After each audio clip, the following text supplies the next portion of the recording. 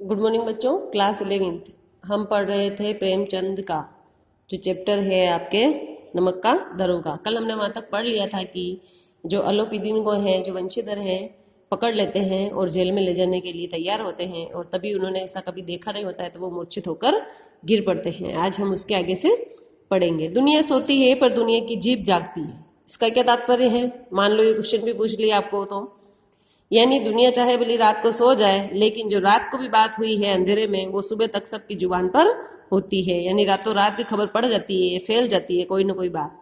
सवेरे देखिए तो बालक वृद्ध सबके मुंह में यही बात सुनाई देती है कि जिसे देखिए वही पंडित जी के इस व्यवहार पर टिक्का टिप्पणी कर रहा था। निंदा की बौछारें हो रही थी, मानो संसार से अब पापी का पाप कट गया हो।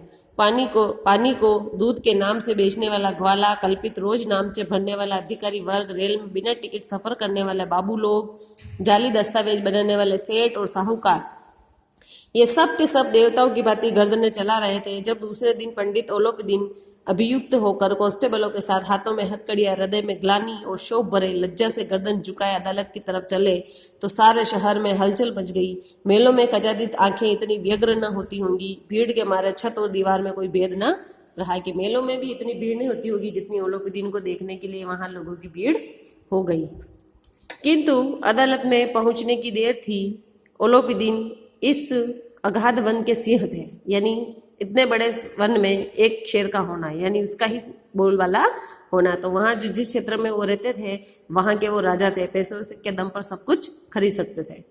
अधिकारी वर्ग, उनके भक्त अमले, उनके सेवक, वकील, मुख्तार और उनके आज्ञापालक और अर्दली, चपरासी तथा चौकीदार तो उनके बिना माल के गुलाम थे। बिना मान यानी कुछ न दें तो भी उनको काम करना है, इस तरीके से सभी उनके गुलाम थे। सबको उन्होंने खरीद लिया था। उन्हें देखते ही लोग चारों तरफ से दौड़े। सभी लोग विस्मित हो रहे थे, यानी आश्चर्यचकित हो रहे थे। इसलिए नहीं कि अलोपीदीन को यह कर्म क्यों किया, बल्कि इसलिए कि वह कानून के पंजे में फंसे तो फंसे कैसे।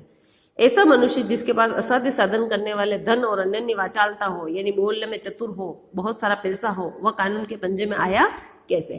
प्रत्येक मनुष्य उनसे सहानुभूति प्रकट करता था। बड़े तत्परता से इस आक्रमण को रोकने के निमित्त वकीलों की एक सेना तैयार की गई। न्याय में मैदान में धर्म और धन का युद्ध ठन गया। यहाँ पर जो अपना कोर्ट है, कोर्ट में जब उनको ले जाया गया तो बताया गया कि वहां अब कौन जीतेगा। जहां पर वंशीधर ने अपना ईमानदारी से काम किया और अपना धर्म निभाया, उसी तरीके से इनके पास धन था। तो अब यहाँ पर युद्ध जो है वो धर्म और धन के बीच में है, तो कौन जीतेगा। वंशीधर चुपचाप खड़े थे। उनके पास सत्य के सिवा न कोई बल था, न स्पष्ट भाषण, अतिरिक्त कोई शास्त्र। गवाह थे किंतु लोभ से डावाडोल। दो तीन जो उनके साथी थे गवाह थे, लेकिन वो भी डावाडोल यानी वो कभी भी बिक सकते थे और दे या ना दे। यहाँ तक कि मुंशी जी को न्याय भी अपनी ओर से कुछ खिंचा हुआ दिख पड़ता था। उन्हें भी पता था कि मैं जीतने वाला नहीं हूँ। वह न्याय का दरबार था, परंतु उसके कर्मचारियों पर पक्षपात का नशा छाया हुआ था। किंतु पक्षपात और न्याय का क्या मेल। जहाँ पक्षपात हो वहां न्याय की कल्पना भी नहीं की जा सकती। यानी हमें पहले से ही पता है कि जब उनका ही पक्ष होगा तो हमको ये भी पहले से पता होना चाहिए कि हमारे साथ न्याय भी होने वाला नहीं, क्योंकि जो पक्ष लेगा वो अपना बंदा चाहे वो गलत है या सही है तो भी वो उसका ही साथ देगा। मुकदमा शीघ्र ही समाप्त हो गया। डिप्टी मजिस्ट्रेट ने अपने तजवीज में लिखा, पंडित अलोपीदीन के विरुद्ध दिए गए प्रमाण निर्मूल और भ्रमात्मक है, यानी गलत है। वह एक बड़े भारी आदमी हैं। यह बात कल्पना के बाहर है कि उन्होंने थोड़े से लाभ के लिए दुस्साहस किया होगा। कि ये कल्पना नहीं कर सकते हम कि इतने से फायदे के लिए उन्होंने ऐसा काम किया होगा। यद्यपि नमक के दरोगा मुंशी वंशीधर का अधिक दोष नहीं है, लेकिन वह बड़े खेद की बात है कि उसकी उद्दंडता और विचारहीनता के कारण एक भले मानुष को कष्ट झेलना पड़ा। यानी उल्टा केस उन पर ही हो गया कि इनके कारण एक भले मानुष को जो है वो झेलना, उनकी जो बदनामी है वो झेलनी पड़ी। हम प्रसन्न हैं कि वह अपने काम से सजग और सचेत रहता है, किंतु नमक से मुकदमे की बड़ी हुई नमक हलाली से ने इसके विवेक और बुद्धि को भ्रष्ट कर दिया है। भविष्य में इसे होशियार रहना चाहिए। इस तरीके का फैसला जो है वहां कोर्ट में सुनाया गया। वकीलों ने यह फैसला सुना और उछल पड़े। पंडित अलोपीदीन मुस्कुराते हुए बाहर निकले। स्वजन बांधवा रुपए की लूट की, यानी जो जिनको उन्होंने खरीदा था उनको पैसे दिए। उदारता का सागर उमड़ पड़ा। उनकी लहरों ने अदालत की नींव तक हिला दी।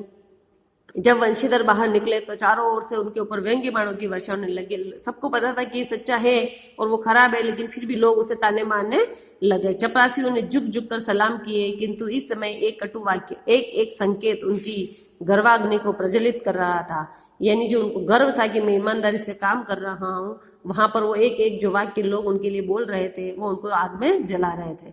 कदाचित इस मुकदमे में सफल होकर वह इस तरह अकड़ते हुए न चलते। आज मुझे संसार का एक खेदजनक विचित्र अनुभव हुआ। न्याय और विद्वता, लंबी चौड़ी उपाधियां, बड़ी बड़ी दाढ़ियां और ढीले चोगे एक भी सच्चे आदर के पात्र नहीं है। कि यहाँ जो वकील हैं, जज हैं, ये सब किसी आदर के पात्र नहीं है, क्योंकि ये पक्षपात करते हैं। आज यहीं तक पढ़ेंगे, इसके बाद आगे क्या हुआ वो हम सोमवार को पढ़ेंगे। ठीक है, थैंक यू। और कुछ समझ में ना आए तो आप पूछ सकते हैं।